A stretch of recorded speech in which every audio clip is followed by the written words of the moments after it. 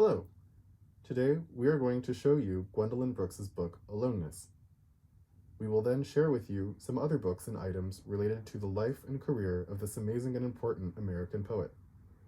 We thought you would enjoy Aloneness because at this time, many of us aren't able to see our friends and we are home alone and away from school and work.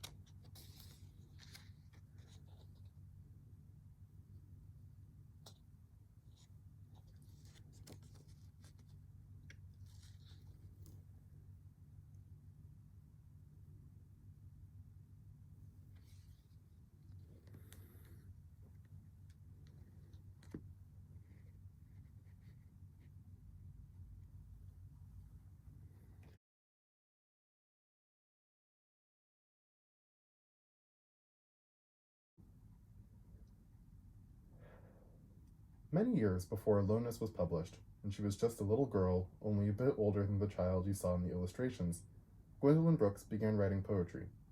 She was born in 1917 and raised in the city of Chicago, and that was where she lived for almost her entire life until she died in the year 2000. Angela Jackson, her biographer, writes, Gwendolyn Brooks wrote poems a long time before she was published. She would sit on top of the back steps and dream in poetry about the magic of the sky and the mysteries of her future. She wrote a poem a day from the time she was 11, sometimes 2 or 3. She was devoted to her poetry because her mother believed in her ability, her gift for it. When she was 7, she showed her mother her page of rhymes, and her mother was overjoyed. By the age of 11, Gwendolyn had published 4 poems in a local Chicago paper, Hyde Parker. Gwendolyn's first national publication was her poem Eventide, published in the magazine American Childhood in October 1930, when she was only 13 years old. Her first book of poetry, called A Street in Bronzeville, was published in 1945 when she was 28 years old. It was published by Harper & Row, and she would publish 7 more books of poetry with this very well-established and famous literary publisher. In the Mecca was her last book of new works that Gwendolyn Brooks would publish with Harper & Row. It came out in 1968. We have a copy of In the Mecca at Row Book School. This book contains a long poem about an apartment building in Chicago and the people who live there. This copy is from the first edition, which means the first time the book appeared in this form. It has the original dust jacket. That is the name for the paper covering around the book. The dust jacket has a special layer of plastic on it to help protect it from damage. That special covering was not part of the original publication and was added later by the bookseller from whom Row Book School bought this book.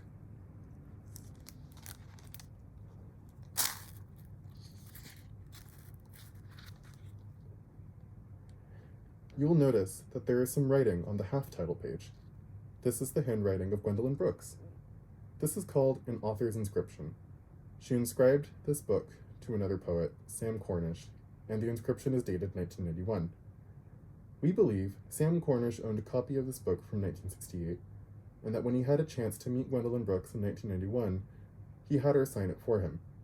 Sam Cornish was the poet laureate of the city of Boston, in the same way that Gwendolyn Brooks was the poet laureate of the state of Illinois. The inscription reads, For Sam, with admiration, Gwendolyn Brooks, April 15th, 1991.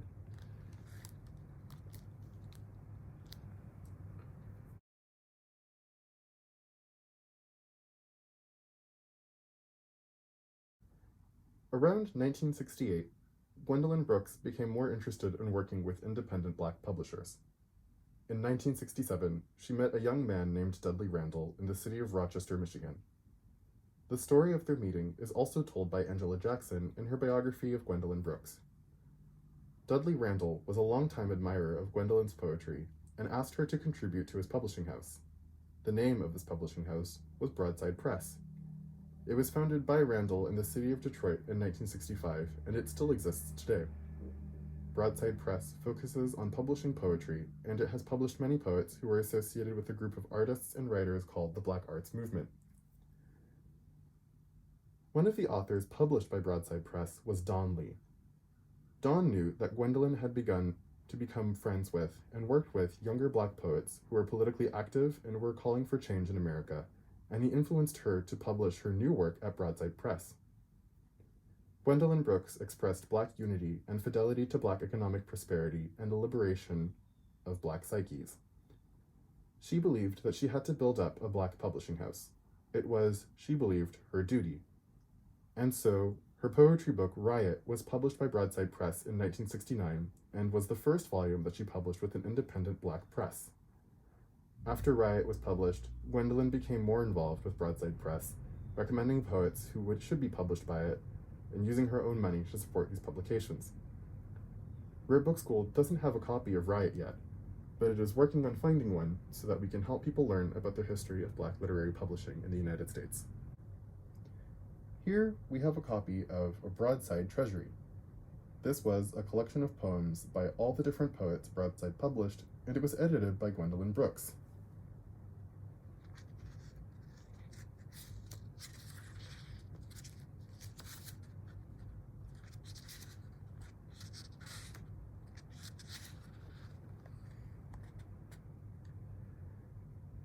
In her introduction, she talks about Dudley Randall, the founder of Broadside Press.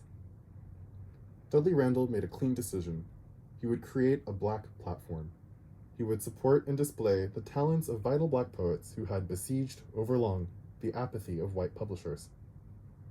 Here, Gwendolyn is referring to the fact that it was often difficult for black poets to be published by houses like Harper and Row, which were founded and run by white people.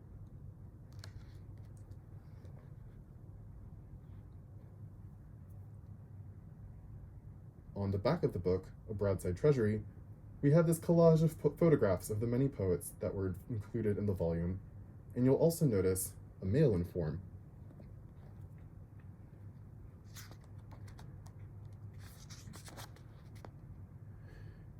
In the 1970s, when this was published, it may not have been possible to buy Broadside Press books in your local bookstore, and companies like Amazon did not exist. So, if you enjoyed reading this book and wanted to read more, you could send your order directly to the publisher by mail.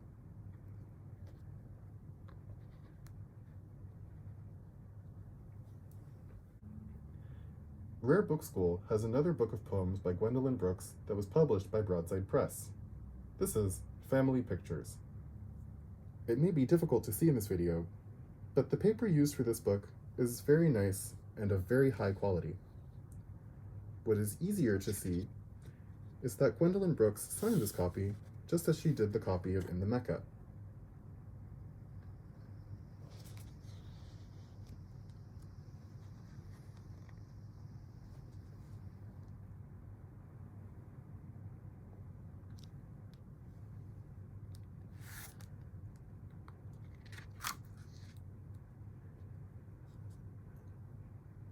If we compare the two inscriptions, we can see that it is the same handwriting, although in Family Pictures, she signs her name Gwen.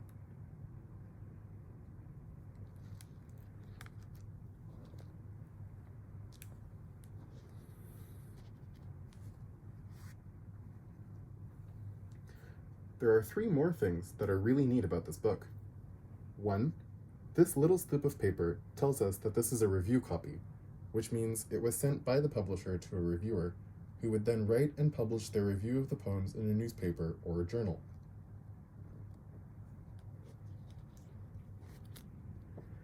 Two, it has a wonderful photograph portrait of Gwendolyn Brooks on the back cover. Three, you can see here that not only can you buy the printed book of her poems, You can also buy a recording of her reading her poems. In the 1970s, there was no internet, no online music streaming, or YouTube. Instead, you had cassette tapes, which at the time were very new, or reel recordings. That's reel spelled R-E-E-L.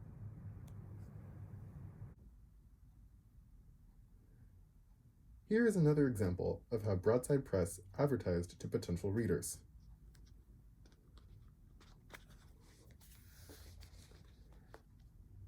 This is an advertisement for the books published by Broadside Press in 1972, published in a journal called The Black Scholar.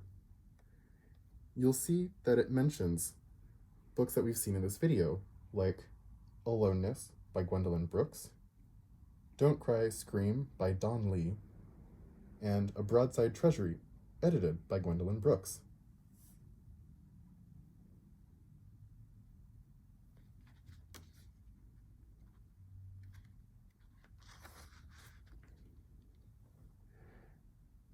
The advertisement is part of the Black Scholar Book Club, a program that offered books by Black authors to readers at a discount. They did this to help build Black cultural and political power.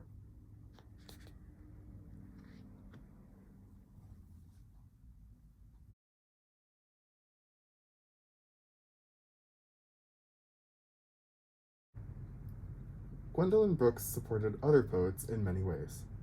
For example, she wrote the introduction to this book of poetry for adults, Let's Go Somewhere, by Jahari Amini. On the back of the book, we see a photograph of Jahari Amini.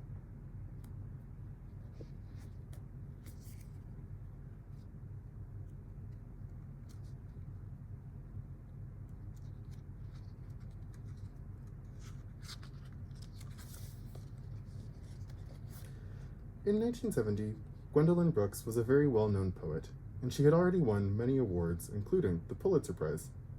So, when she wrote introductions to books of poems by younger poets, it was a way to help support their work and to bring attention to them.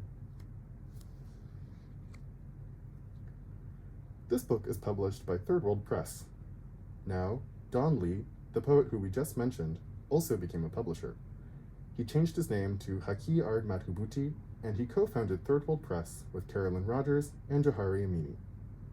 Third World Press was founded in Chicago and still exists today and has enjoyed great success.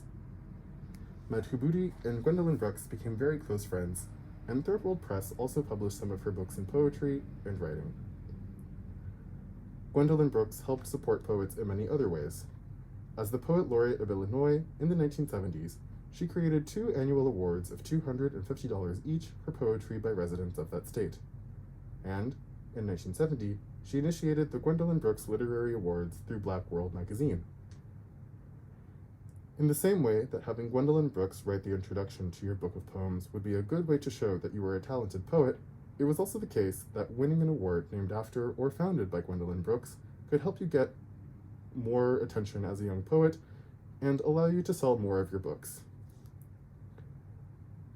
Here, we have a copy of a book of poems, The Price of Dirt, by Silas Jones, who won the Gwendolyn Brooks Literary Award. This book was published in Los Angeles in 1974, and on the back cover, you can see the photograph of the poet Silas Jones, who also wrote plays and performed theater, and it mentions that he won the Gwendolyn Brooks Literary Award for his work Roman Times. At Rare Book School, we've really enjoyed having the chance to acquire books by Gwendolyn Brooks and to discover how she helped support other poets and independent Black publishers. Thank you for watching this video. We hope we've inspired you to learn more about the wonderful poet Gwendolyn Brooks and some of the other poets and publishers we've mentioned today, like Broadside Press and Third World Press. We've also included a glossary explaining some of the words we used in this video.